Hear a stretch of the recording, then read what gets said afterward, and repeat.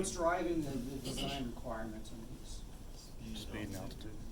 Yeah, so in this one, right, again, these are both designed essentially to do the same thing, and this one was designed essentially as a result of the experiences that this one had with the U2, saying, okay, it does its job well in terms of being able to fly high, but not fast enough, right, in terms of faster than the missiles can shoot it down. So in this case, we have the SR-71, which is essentially, they're both designed essentially to fly, really, both of them, designed to fly over Russia, or, Soviet Russia, and then take pictures. That's it. And this one shot down, Gary Powers, right, pretty famously.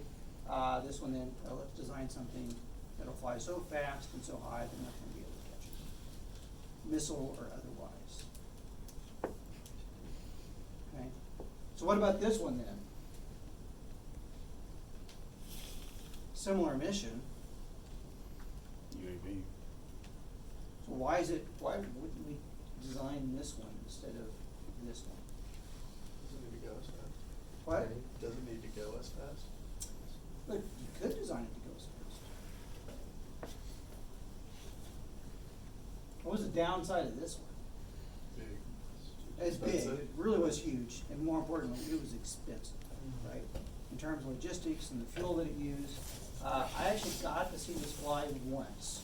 I saw it from the ass end, I was over here, looking at it this way, but if you have a choice, that's probably the better end to see that take off.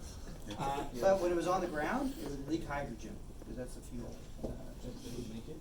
Yeah, it would leak it. So it was designed such that as it reached altitude, due to the high speeds it was flying, since it was flying around Mach 3, the entire aircraft would heat up, and then the metal would expand and essentially seal everything up. So, it's kind of dangerous to work around, right? So they were really frowned on smoking.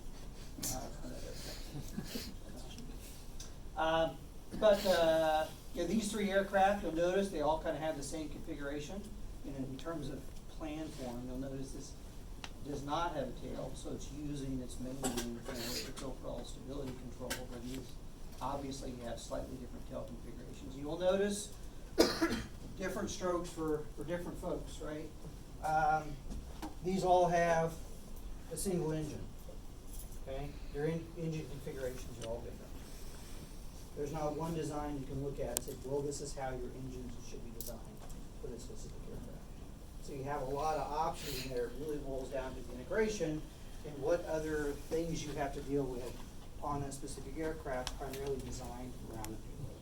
So think about the payload first, and then start designing the aircraft around that. Okay. All right. So that brings us then to drag. So there are two other topics that we want to be able to get to prior to our first exam that will close us out on discussion of kind of the applied aerodynamic side. So we want to do 3D drag estimation, and then finally high lift devices. How do we improve the lift that we get on an aircraft by using high lift devices, which also usually results in a lot more drag at the same time. So we're going to talk about drag first. Now we're going to do this with a basic simple problem, and this will be on your next homework. So we have a high altitude jump. So in this case, this was trying to set the high altitude record, and they held it for, I think, not quite a year before it was broken by someone else. They built this nice capsule and everything that they could ride up in and all the way up and then just jump on the edge of space. You'll notice you see the nice blackness of space and curvature of the earth, right?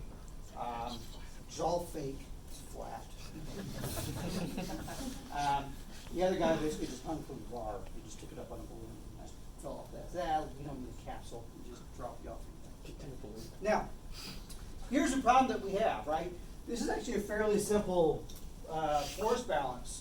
So if you want to determine what the terminal velocity of this skydiver is going to be, what do you have to do? Well, I know the weight of the skydiver. All I need to do is figure out the drag. That's it. Pretty easy problem. So in this case, I can determine the terminal velocity by setting weight equal to drag. And I know my drag is going to be equal to the drag coefficient times 1/2 rho v squared times my cross-sectional area. And really easy to estimate drag. What's the drag of the table, what's the gravity of the book, what's the gravity of that lectern, it's all 1. So you see, yeah, it's about 1. Maybe 1.2, maybe it's 0.9 on a good day. It's good enough, right, for engineering estimate. We can just go ahead and say that it's 1. Then there's your equation. All you need to know is weight, altitude, determine your velocity, and then your cross-sectional area. And you can determine the terminal velocity if you want to do. Now, when you do that, notice what we have here. First off, we're jumping from around 100,000 feet. So in terms of our overall pressure that we want to calculate, in terms of pounds per square foot, notice it starts off really, really low, which means our density is also going to be really, really low. Our speed of sound also varies a little bit, so because of the temperature. So as we go up from the troposphere to the stratosphere, so we notice up here, so our speed of sound drops a little bit, which is another reason when we tend to be flying, you know, up around this region or so, you'll notice we tend to talk about aircraft performance in terms of Mach number rather than speed, because your speed of sound is dropped, so it sounds better. You say you're traveling at Mach 0.8, instead of, you know, say you're traveling at a certain velocity in miles per hour. And so then if you start to plot your Mach number, you notice you start off way up here at about Mach 1.4 or so. Where did we go wrong on this? Assuming that weight was constant? Well, actually, the weight is going to be mostly constant in this. It is going to be a little bit different, because if you think about gravity in here, the higher you get up, gravity is actually going to drop a little bit, so you can actually take that into account. You'll get a couple percentage points difference at this altitude. So if you want to be really exact, that's actually something you should take into account. But more importantly, what did we neglect here?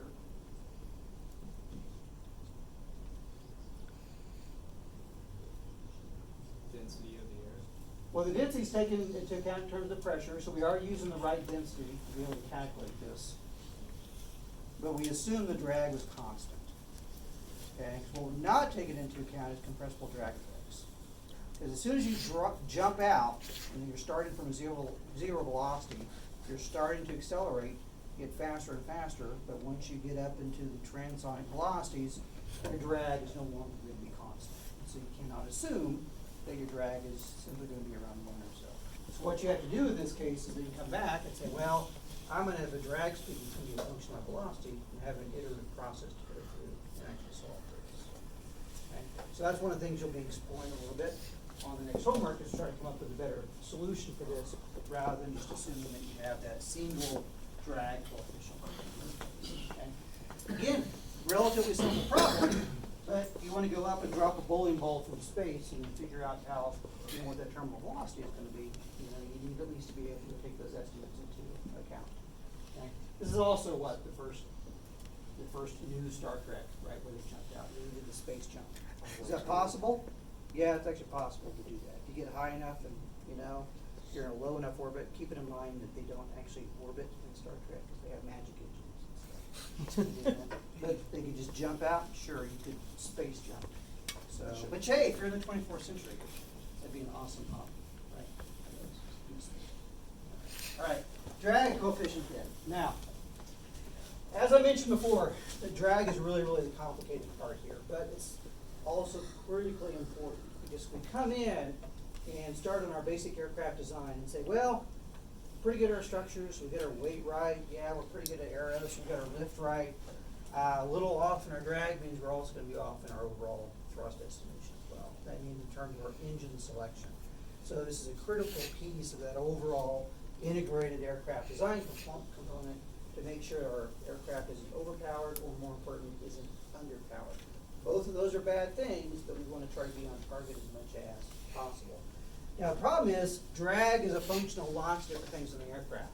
So once you come in and say, hey, here's my aircraft design, if you start to change some of these, it becomes a real iterative process, where you say, oh, I've changed my aspect ratio a little bit, well, changes my drag, I've changed my Mach number, changes my drag, linear drag, etc. And so you end up with lots of different drag components that you have to go through the process of trying to predict. Now, a good process to go through and do this, and this will be one of your next team projects, is first estimate that gross takeoff weight. And you can do that, for example, like the ITER-TAL spreadsheet, or just benchmarking. Look and say, hey, here's, you know, a good example of what we think the weight of our aircraft is gonna be. Start from there. At that point then, you select a cruise altitude, find the speed of sound, that's gonna determine your Mach number. And it's important to know what your Mach number is, because that's gonna determine how you make drag corrections.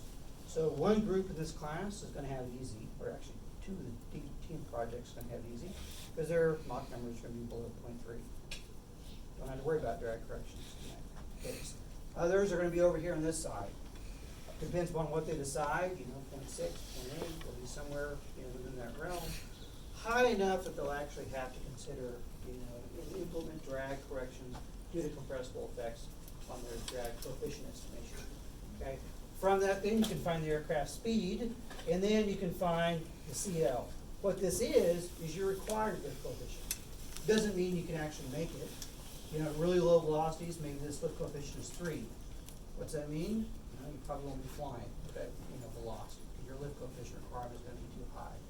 You can come in and determine the stall velocity or your stall lift coefficient, and then make that a discriminator. Say, well, everything is gonna have to be below this particular lift coefficient. Then we do this part. That's the hard one. Okay. Everything else is up to that is easy. Everything after that is easy, because once we know that drag coefficient, then we can find the thrust required, we can find the power required, we can plot that as a nice power required curve, and that's gonna tell us everything about our aircraft operating characteristics in level and steady flight, and that we need to worry about in terms of performance estimation. So that's gonna be a really good place for us to go from. So in this case then, we can then plot all that and look at some curves, and go from there. All right, now go back to this part, that's the hard one. We've seen this plot before. We gotta estimate all this stuff, okay?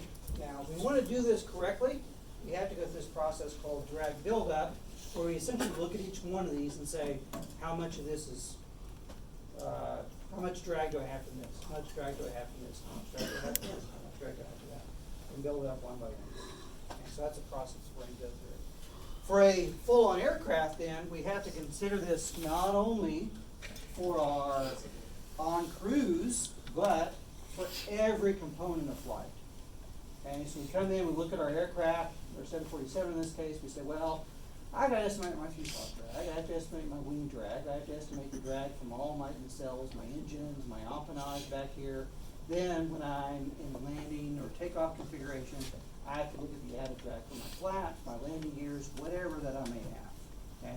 And start to build all this up to be able to give me an overall estimate of the drag, okay? So that's where we're at. Now, as we mentioned before, and as we already know, we have two main drag components. One that we've talked about a little bit on the 2D aspect, one that we haven't talked about at all yet, but which you spent a lot of time last semester, which is our induced drag. We have our drag due to lift, which we actually did go over this a little bit last week and say, yeah, this is where this is coming from. And remind you that you saw this derivation back in 3293 and figure out where this is from. And then we have our zero lift drag. This again gives us two really kind of distinct values. This one being easy. If I know what my lift coefficient is, I can calculate that sucker, right? We still have to come up with a reasonable estimate for our E, but we can do that, even it's just through benchmarking. So this term is easy. This one, however, is hard because it may be made up of, on a real aircraft, 50 different drag estimates that we have to build up together to account for that. We'll keep it a little bit easier on our end, but maybe just have a dozen or so that you have to go through the process of calculating. Now, this zero lift drag includes all these other pieces that we talked about for the 2D wing, pressure drag and friction drag, but also other components that we're going to see as we start to build this entire thing up. Now, as a reminder, and this is, I don't know if you saw this derivation or not, but this is a nice back of the envelope method for induced drag prediction. And so this is, you probably saw the Crandall method, which is, I know what Anderson talks about. This is a what's called the Glauert and Betz momentum method. we're essentially looking at this from the standpoint that, hey, if I have this big chunk of air moving over my wings, you can imagine this for F-23 here, that I have this amount of air that's coming over my aircraft that's being diverted downwards. Right? So if this aircraft is flying level and steady, flying into quiescent air, I can tell how much this aircraft weighs by how much air it displaced and pushed down behind it, right? That's our action-reaction effect. So in this case, you can make some really simple estimates and say, well, if I have a downwash here, I can make an estimate of how much my downwash is based upon the displacement angle. Then I can go back to very simple momentum conservation, basic fluid mechanics, where I have a chunk of fluid coming in and I'm pushing it down. So if I know it's being pushed down, I can relate that to my lift. And then I can relate that back to what I already knew about my lift coefficient. So all I'm doing is combining all these things and then quite literally solving for that angle, and that angle gives me how much air I'm deflecting downwards, which then I'm losing towards drag, and that's really where my induced drag comes from, okay? I know that was pretty quick, but that does go over a nice explanation, and it's a little bit different derivation than what you see from Crandall's. Note, it is still missing that efficiency factor here, because you're assuming that you essentially have an elliptical lift distribution, even though we've drawn a rectangular wing here in this particular picture, right? Now, what the results in then is our induced drag, which is a function of our aspect ratio, and we throw that fudge factor back in that we already talked about. And we can relate this back to what we already know for our 2D drag case. As this goes to infinity, this goes to 0. So this is only relevant for a 3-dimensional wing. For a 2D airfoil, we have no induced drag. Now, that brings us back to the same picture. So we've seen this slide before, where we had all these different drag components on here. So we have our drag polar, which we looked at the 2D piece over here. We have this 3-dimensional piece over here on this side, which is our induced drag. Notice this isn't nice and clean, where we have, hey, I had this friction drag here, I had this pressure drag, which is also a function of CD as my CL goes up, and then I have this induced drag. These may fluctuate and change in my different configurations. So as you change what your wing looks like, as you change what your aircraft looks like, all these things are going to be modified by individual characteristics of your aircraft. So you have to go through this process of picking out each one of those. So for our drag then, we've got to start making estimates of each one, and we're going to break these down in different drag components, so that way we can say, well, I want to predict my profile drag, my parasite drag, I'm going to have my K value over here, which is just my induced drag, propulsion factor. So I'll be able to put all these pieces together in and add that up to an overall drag, okay? Now, yeah, let's talk about the efficiency factor. I think we'll end up here for today, and then we'll finish up with our drag discussion on Wednesday. So, first important piece. Everything we've talked about so far has really been focused on the wing. So how do we do an overall drag prediction or estimate for the aircraft? So first thing, we've done this piece already. So we can actually get this from our 2D airfoil prediction, our CD. So that's our small d that we have for our wing. So let's imagine we have nice plan form, rectangular wing. I have a NACA 4412. I run it at my Reynolds number. I figure out what my CD is going to be for that angle of attack. Keep in mind this is not going to be a constant, because it's going to vary as a function of angle of attack, just like I have over here, so that's going to change. But I've got all this stuff that I can plug in now. That gives me my drag coefficient for my wing. Now, for my entire aircraft, I'm going to have a whole bunch of other crap that I have to add on to this, because of my fuselage, because of my tail, because of my landing gear, because of my lights, my antenna, my flaps, my doors, my windows, my wipers, whatever I have, right? That's all going to be lumped in here into CD9. Now, this span efficiency factor piece here is only good for the wing I'm gonna end up with another efficiency factor here for the overall aircraft that takes into account, oh, I've got a fuselage in here that's messing up the flow over my wing. So I don't have this nice elliptical lift distribution anymore, is this fuselage got in the way, and I'll probably be reducing my overall efficiency of lift that I'm generating there. Maybe not, maybe I'm improving that, but that's gonna depend upon the details of my aircraft design.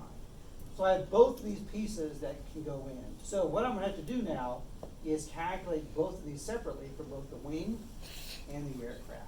At the end of the day, it's the aircraft piece that we're more interested in. But we're still gonna do the process of designing the wing first, and then integrating that with the overall aircraft, which may lead us, again, to some iterative processes. Now, a couple of discussion items on the efficiency factor. These values here and this value here are very different. And we've looked at a couple of ways to predict this one.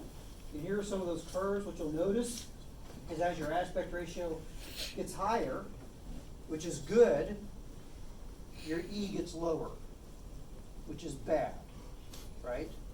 So which one is better? I don't say depends because I don't know. Somewhere in here in this plot, but you know, a lot of that just, I'm sorry, it does depend. I'll lie. So it's going to depend upon the ratio of these two things, okay? So you really want to look at it in terms of, oh, what's my overall benefit that I'm getting for this particular configuration, okay?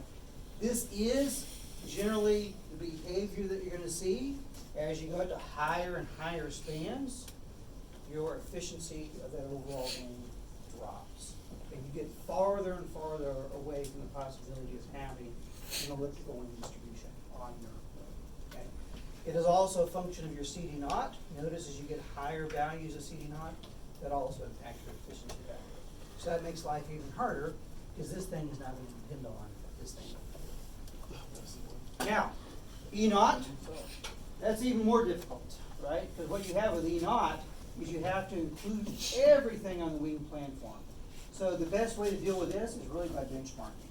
Come in and look at some realistic values of other aircraft. I pulled this out of one of the papers to give you some things you can start to look at. You'll notice you have a pretty wide range of values, all the way from 0.6 up to 0.85. So that's pretty broad in terms of these different aircraft. And you'll notice if you try to say, well, I'm going to plot this as a function of CD naught, I'm going to plot this as a function of aspect ratio, it's not going to give you a nice straight line. Because it's really dependent upon lots of other details that go into the basic aircraft design. So it's more complicated than that. So the applied piece of this starts to look increasingly dire as we move on because it becomes more and more difficult through the process of actually predicting what's going to happen. Okay? So when we come back on Wednesday, we'll use the F-16 as an example. Start from there and kind of run through this as a design process and see where we stand at the end of the day when we get down to that lecture. Before we go, thumbs up.